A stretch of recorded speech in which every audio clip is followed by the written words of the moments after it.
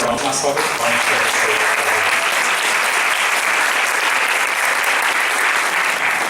Olha, como recompensa, a nossa presidente prometeu muito espumante para todo mundo. Então, para quem não for dirigir, bebam, ok?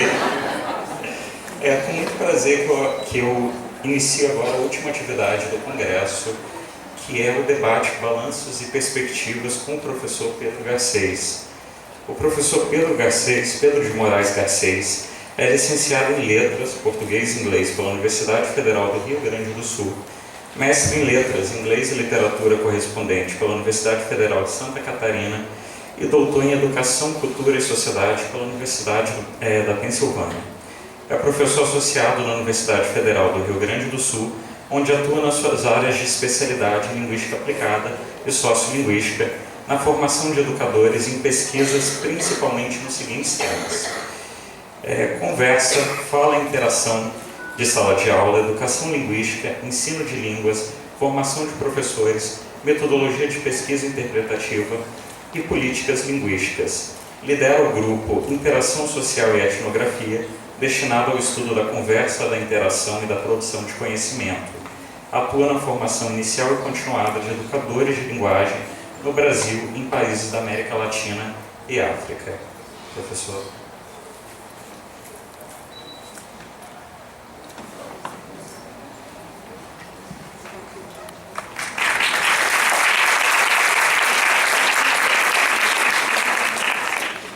Boa noite, eu acho que agora é noite mesmo.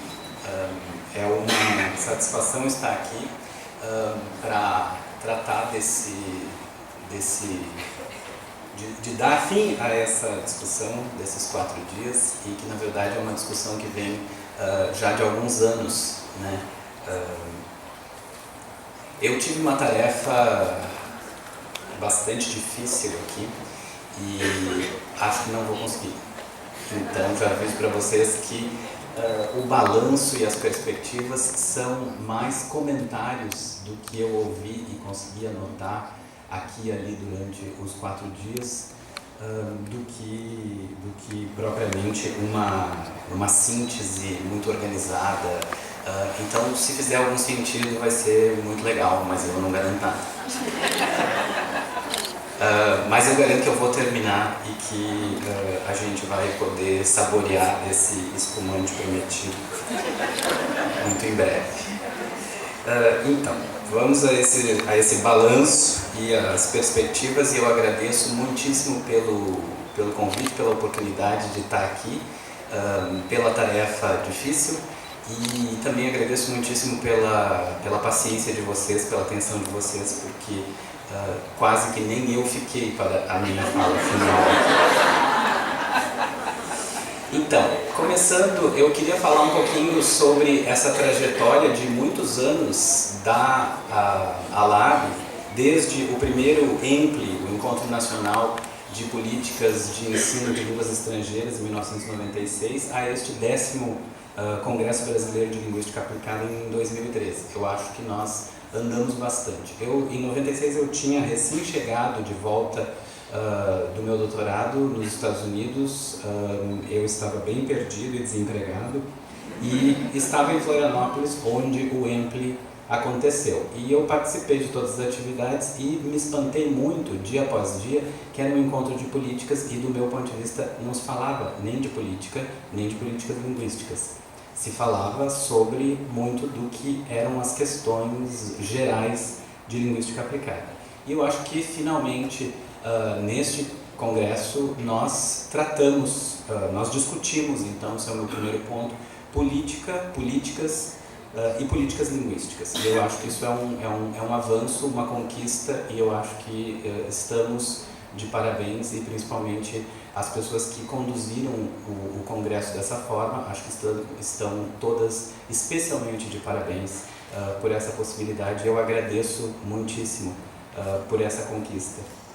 Eu acho que nós ficamos menos ingênuos, acho que elevou-se a qualidade do nosso circuito acadêmico, e aqui circuito eu estou usando num sentido técnico da área de estudos de comunicação. Isso está definido lá no texto do livro esse que está sendo lançado aqui no evento, como vários já mencionaram, né, em que eu apresento essa noção de circuito acadêmico, sobretudo em relação àquilo que aconteceu no ano passado na celeuma do livro didático de educação de jovens e adultos, que foi talvez o circuito mais longo, midiático, de atenção a questões de linguagem e de política ligadas à linguagem entre nós, ou seja, no Brasil.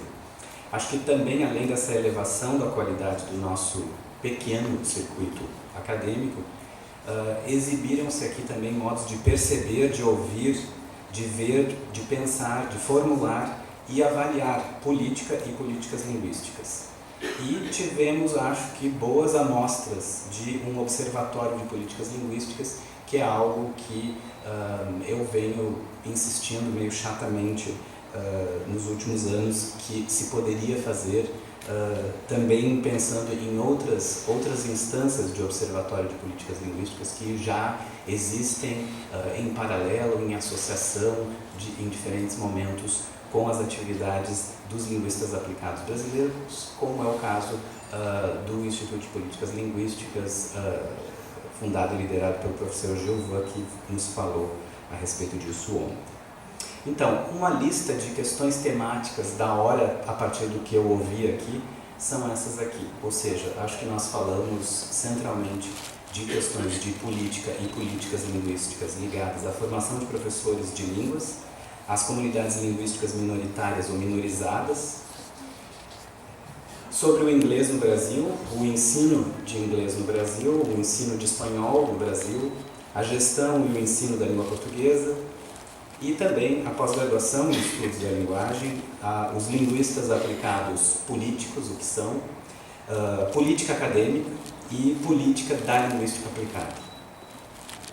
Na mesa redonda final do 9º CBLA, eu falei sobre essa proposta de um possível observatório de políticas linguísticas no Brasil, e essa é a lâmina que eu apresentei naquele momento, que era pensar um seminário para discussão, ou sugerir a existência de um seminário para discussão e deliberação sobre vontade política e possível criação de condições para ela constituir-se em agente de políticas linguísticas. Eu acho que, em certa medida, essa sugestão está aceita e executada neste evento, né? Com vistas a talvez a gente ter desenvolver esse observatório de políticas linguísticas, que eu acho que foi amostrado aqui nas diversas falas, nas diversas mesas.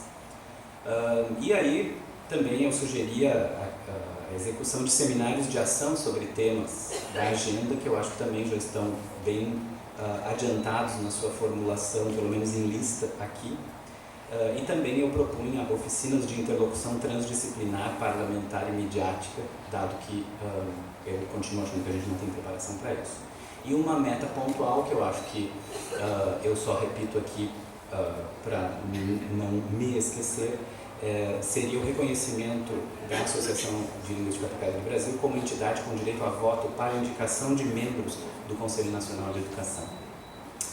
Bom, mas então falando um pouquinho sobre o que eu ouvi, ou nós ouvimos, e o que eu selecionei numa seleção muito pessoal para comentar aqui, no texto da Roxane, que está lá no livro, e ela também tematizou isso na fala, em termos de perguntas, propostas e disposições, ela escreveu de que problemas sociais ou privações sofridas temos tratado e como o temos feito. Logo, trata-se agora de discutir política e então, como eu estava dizendo antes, acho que finalmente fizemos isso e fizemos bastante, fizemos amplamente e acho que com a profundidade possível nessa instância e com a maturidade que nós temos. Também destaco aqui um certo momento da fala da Denise Lima, quando ela diz, já na discussão, a gente tem que se antecipar a isso, todos esses issos. E fez uma pausa de mais ou menos uns 5 décimos, bastante em conversa, e diz, e propor. Então a gente tem que se antecipar a isso, e propor. Também eu anotei que num certo ponto das respostas, o colega Suresh Kanagarajá, que eu vou chamar de Kana, tá, para ficar mais fácil, disse alguma coisa que eu traduzi como: se a gente conseguir encontrar um jeito de comunicar essas coisas. Então aqui eu destaco, né, a discussão, a possibilidade de antecipação e propostas e a nossa dificuldade, a possível vontade e uma possível preparação para comunicar essas coisas.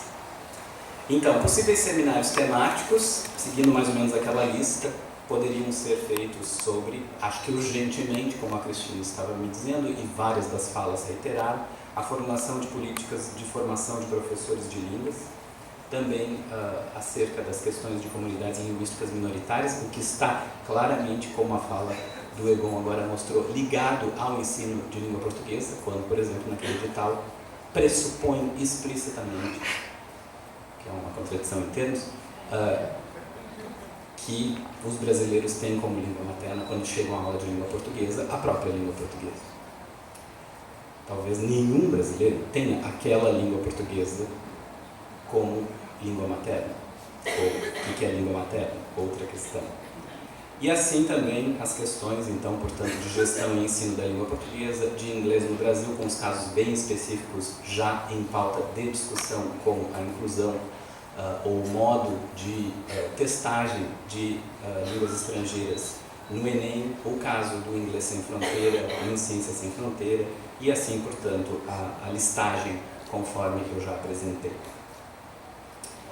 Bom, para isso eu acho que é importante também lembrar o que apareceu ao longo do processo aqui, e o Limário, numa certa altura, citou essa frase que eu acho que é bom lembrar, que para se fazer esta discussão de política e políticas linguísticas, disagreement is the mother of politics, e é bom lembrar. Acho que também quero dizer que é muito, do meu ponto de vista, é muito caro e muito importante que a gente tenha discussões não guetizadas nos campos de interesse particulares, ou seja, estou destacando a importância de interlocução cruzada entre especialistas em língua portuguesa, em línguas adicionais e em línguas minoritárias. Também acho que ficou claro aqui da última mesa que nós temos que cuidar para o perigo do discurso técnico único que nos assombra, e também, como ficou acho bastante claro nessa última mesa, superar a ilusão da racionalidade técnica linear. E, por exemplo, a própria Denise Lima falou como parece estranho haver um Ciência Sem Fronteira e depois um Inglês Sem Fronteira, pensado depois. Ou como o Xuan Nagares comentou, que coisa mais estranha, que o município do Rio contrata professores de espanhol e depois exclui o espanhol. Ou como os colegas da última mesa, os três, eu acho, trataram dessas idas e vindas. Então, lá nesse texto que está publicado aqui no Livro Azul, eu trago, como a Thelma já trouxe aqui, essas observações do Círculo de Políticas e também dessa colega que é uma executora de políticas públicas que está lendo textos, e são textos inclusive técnicos de administração. E ela diz, eu falo de casos de políticas linguísticas, e não apenas essas, caracterizadas como, e cito essa colega que está falando lá de outros programas educacionais, que são políticas descontínuas, contraditórias, caóticas, incompletas, descoordenadas, fecha aspas, de tal modo que, abre aspas outra vez, o que mais comumente encontramos são adesões imperfeitas às políticas mais do que não adesões. Ou, como de fato o Ball 2008 tem afirmado e reiterado várias vezes ao longo da sua obra de análise de políticas educacionais em plano nacional, tendo o Reino Unido como cenário e não o Patropi, que, aspas, a maior parte das políticas são casos de acomodações precárias sem planejamento, que são retrabalhadas, emendadas e recebem nuances e inflexões mediante processos complexos de influência, produção textual, disseminação e, por fim, recriação nos diversos contextos de prática, fecha aspas, de modo que, abre aspas de novo, as políticas na prática estão sujeitas a recontextualização e reinterpretação e diferentes políticas podem estar em contradição quando reunidas na prática. Então isso é lembrar que em vários momentos a gente, numa primeira aproximação, ou talvez na 10ª aproximação de políticas públicas e políticas linguísticas, muitas vezes são políticas públicas, a gente tende a achar que deveria haver uma certa racionalidade e uma coisa deveria ter sido pensada, mas assim, as coisas não acontecem assim. Então, falando um pouquinho também sobre o que eu ouvi sobre linguística aplicada na prática, nós falamos bastante sobre isso. Então, nós tratamos de dizer que essa é uma ciência social híbrida, mestiça, que explode a relação a relação teoria-prática e busca as vozes do Sul, ainda que, devo dizer, quase sempre em inglês no Norte. Vou falar depois um pouquinho sobre isso, se der tempo. Também acho que nós tivemos muitas amostras aqui de análises mestiças e híbridas, ou seja, que foi praticado isso no conjunto de discussões e análises de questões, ações, objetos de políticas linguísticas. E esses hibridismos envolveram uma análise política, econômica, sociohistórica e antropológica em várias das análises e discussões. Mas também ainda há práticas daquilo que se propõe, muitas vezes, ou do que a gente observa entre nós, que eu reputo como tímidas. Uma, por exemplo, que a gente não pratica, que foi sugerida, é a sugestão do CANA de comunicação poliglota, porque isso já é praticado em alguns lugares, por exemplo, na Universidade de Córdoba, na Argentina, eles têm diversos cursos de intercomunicação neolatina, né? E eu acho que o Henrique propôs isso e, de certa forma, praticou. Nós podemos fazer mais disso. Então, essas transgressões translinguageiras envolvendo, em geral, alternâncias apenas entre inglês ou uma língua supercentral, é tudo o que a gente consegue fazer, mas acho que tem bastante mais lá no mundo que a gente mesmo está vendo, que a gente pode tentar trazer para as nossas práticas, inclusive acadêmicas. Algumas buzzwords que eu ouvi e comentei com algumas pessoas é esses prefixos trans, multi, pluri, qualquer coisa. Nós passamos muitas vezes usando essas formas e enfatizando diversidade e hibridização. Poucas vezes temos assim clareza, me parece ainda, e uma proposta pode ser aquela do Cléo, daquele funil que ele apresentou, né, de plurilinguismo e multilinguismo distintos na imagem do funil. Também acho que é importante a gente ter em conta as observações do CANA sobre essa translingual orientation e as portable dispositions, e esse translinguajar, esse translanguaging, que talvez a gente queira observar e praticar mais entre nós. Também achei muito importante a gente ter em conta aquilo que nos trouxe o Limário sobre o iluminismo e o lado obscuro das políticas linguísticas e da linguística aplicada, sobre colonialidade ou esse obscurantismo que talvez a gente queira observar e praticar, um obscurantismo nessa oposição com o iluminismo, com vistas a práticas emancipatórias, começando talvez por a gente mesmo tentar fazer isso. Então eu pergunto, vamos observar e pensar as práticas sociais um pouco mais lá no mundo sujo como ele é, sem asepsia, sem sanitização. Let's start putting the universal under stress, começando talvez em casa também. Acho importante para toda essa discussão a ideia de língua materna múltipla, como também foi amplamente colocado em vários momentos, em particular hoje de manhã. E talvez a gente queira pensar essa referência constante à língua portuguesa como sinônimo de língua materna nas nossas discussões, porque eu acho que isso nos atrapalha e nos trai em muitas das nossas discussões. E também acho que é importante pensar na atenção que nos chamou Luiz Henrique para a minusvalación de los bilingüismos y plurilinguismos subalternos. Também as duas visões para a linguagem e as políticas linguísticas que o Kahneman nos trouxe, contrapondo neoliberal com sei lá o que, um ponto de interrogação. Eu acho que o ponto de interrogação, o sem nome, é um achado importante, interessante, e sobretudo quando a gente pensa que ele é o retorno às práticas comuns, humanas, multilingües, plurilingües, diversas, etc. Então essa oposição entre neoliberal, monolíngue e seja lá o que for, contemporâneo, translíngue, entre o homogêneo e o diverso, entre o eficiente e o resiliente, entre o curto prazo e o a longo prazo, entre o lucro e o desenvolvimento. Eu acho que nós temos muitas comunidades no nosso observatório que estão na periferia e são muito cosmopolitas em relação a isso.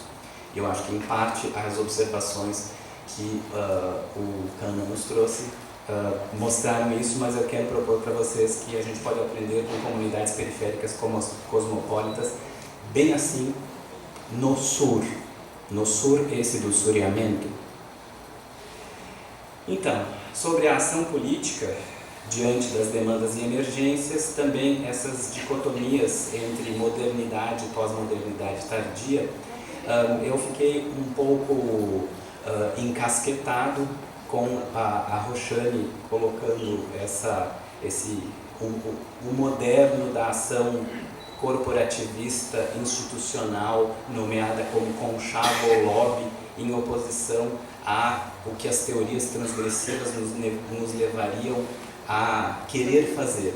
Mas assim, qual seria essa ação? Eu perguntei isso diretamente para a Roxane e entendi que não sabemos. Bom, então, o que seria? É grafite a laser? Não sei, é morder a mão que alimentou, é a linguística aplicada, a crítica mordendo a mão da linguística aplicada? Certamente me parece que é desenvolver novos gêneros, nós não sabemos como fazer isso, novos discursos, e isso também é um tema para discussão e para criação. Então, essa discussão também passou pela oposição entre padronização e universalização moderna, de um lado, e globalização e diversidade e multiplicidade, mas isso é bem confuso. Eu não sei se vocês ficaram confusos, mas eu fiquei, porque muitas vezes nós vamos na outra direção, por exemplo, quando se fala de o inglês ser esta língua dominante, linguicida, e também o português, o avanço dessas línguas, o inglês hipercentral e as outras línguas supercentrais. E a Margareta Salomão, num certo momento, disse, numa pausa, que também eu observo as pausas, a globalização é uma situação nova. Bom, sobre essas dicotomias, ou talvez seja um contínuo, mas com muitas descontinuidades, eu também lembro de outra pergunta da Roxane, que foi: qual é o seu plano para a pesquisa em linguística aplicada? E, por um lado, aí tem uma questão de a gente ser chamado para pensar como a Ilana nos chamou a atenção, que the focus on the nation is passé, e eu acho isso muito importante. Ou o que o Luiz Henrique chamou de a atenção para superar as políticas linguísticas que estão aí para responder à relação de Estado. E aí temos assim uma certa dúvida. Por um lado, sim, o Estado não é o único interlocutor, isso já passou claramente. Todos nós estamos fazendo política e políticas linguísticas, como a Thelma acabou de frisar, mas eu também acho que é importante a gente ter em vista que o Estado age pelas pessoas que fazem as coisas no mundo. E que, trazendo o exemplo lá, são muitos, me parece aqui, que tem uma centralidade de atores ligados a um poder estatal, com os quais a gente deve lidar, e são eles que produzem textos muito centrais para as leituras e as políticas linguísticas. Então, acho que a nossa ação política diante das demandas e emergências ainda são tímidas e contrastam com chamadas da nossa parte vagas, do meu ponto de vista, para ações políticas inovadoras em espaços que podem ser conservadores e mesmo hostis aos gêneros acadêmicos e às práticas sociais mestiças e híbridas. Chama a atenção ainda da necessidade de formação política linguística, né? O Jovan ontem disse: a atividade de 20 anos em políticas linguísticas me afastou da linguística. e falou de uma virada política linguística que ele certamente observou nos últimos anos e pioneiramente, me parece, entre nós, agindo, mas eu fico pensando se há uma virada política linguística mesmo, ou se, por outro lado, a gente pode pensar que todas essas ações que foram elencadas aqui, vistas, sempre foram de política linguística para nós. Mas claro que os 14 anos do Observatório do IPOL e da atuação institucional em concerto do Gilvan deu a ele uma visão de observatório que eu acho que a nós como comunidade ainda falta desenvolver. E ele falou de responder às lógicas da sociedade, da demanda de conhecimento técnico para a resolução de dilemas e posicionamentos políticos na sociedade, em contraposição talvez a uma dúvida sobre quais são as lógicas de formação técnica do linguista aplicado político no ensino superior.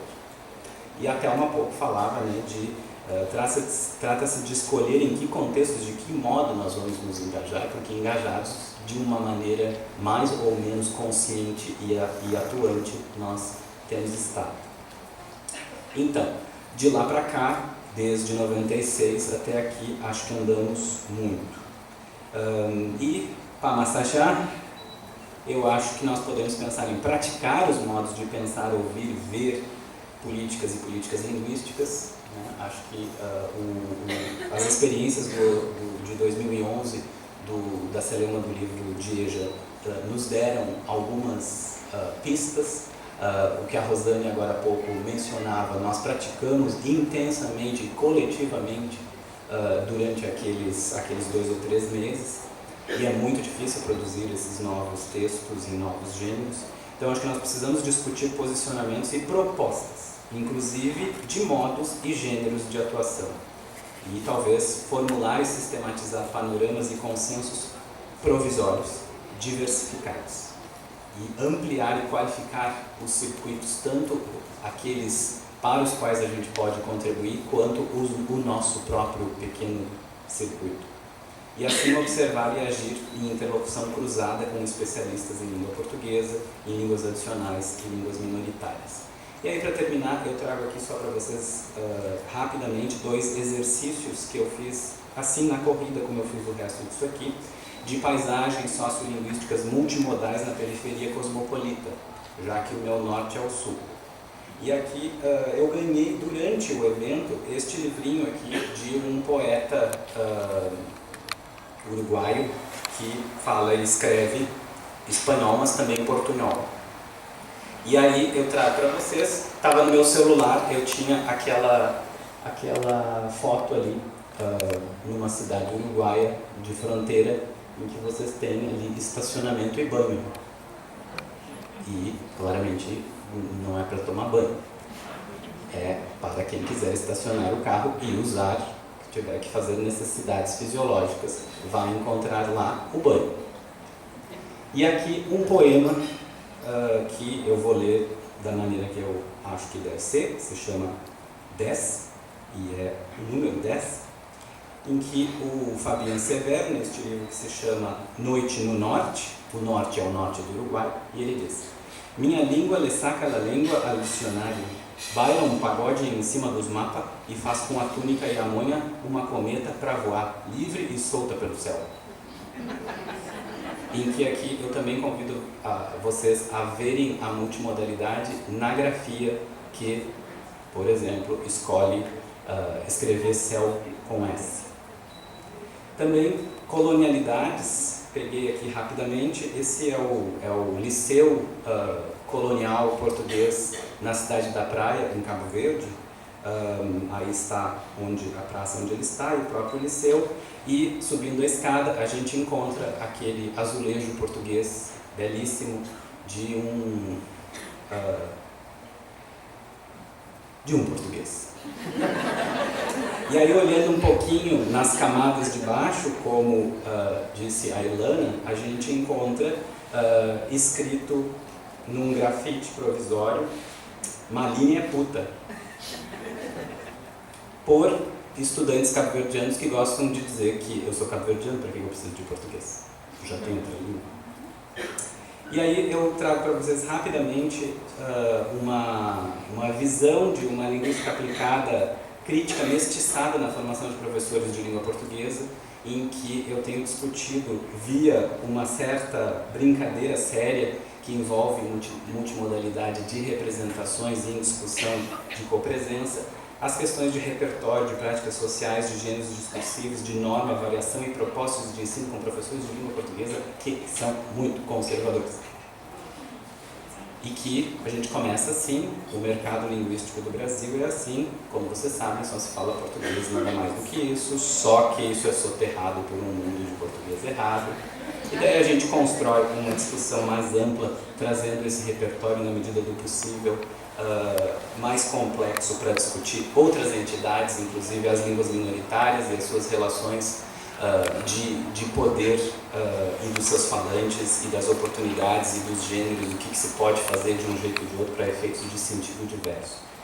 Isso eu tenho feito, isso aqui é uma representação em discussão já com 10 grupos de 50 professores cabo-verdianos cada vez para construir este mapa do mercado, de como se faz a vida, quais são as entidades de repertório em que muitos desses professores, por exemplo, pela primeira vez se encontram face a face com por que poderia fazer sentido para o seu aluno cabo-verdiano ficar confuso com a proibição de falar português, de falar crioulo, desculpem, na aula de língua portuguesa em Cabo Verde, quando os professores, só nessa discussão, descobrem que no conselho de classe eles só discutem a progressão ou a retenção dos alunos e a nota em crioulo e não em outra língua. Ou seja, quando os alunos crescerem e gostarem, fizerem tanto com português que se tornarem professores de língua portuguesa, eles então poderão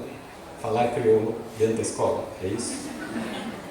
Então essa discussão nos proporciona essas visões, né? E com os outros países dos professores com quem eu tenho interagido, isso tem também promovido entendimentos, são todos ambientes muito multilingües, claramente Angola e a Guiné-Bissau envolvem muito pouco de vida sendo feita em português, ou seja, grande multiplurilinguismo, e no entanto os professores de português tendem a querer que só o português valha como língua única, e esse conjunto de, ao mesmo tempo, um conservadorismo aparentemente extremado diante de uma prática social muito múltipla e diversa na sua vida cotidiana, é algo que a gente pode discutir e pode avançar, quero crer, para produzir aquilo que a Roxane chamou de privações sofridas, ou diminuir essas privações sofridas. Eu espero ter dito alguma coisa sobre o que a gente tratou e o que a gente pode ainda fazer com a discussão de política e políticas linguísticas. Muito obrigado.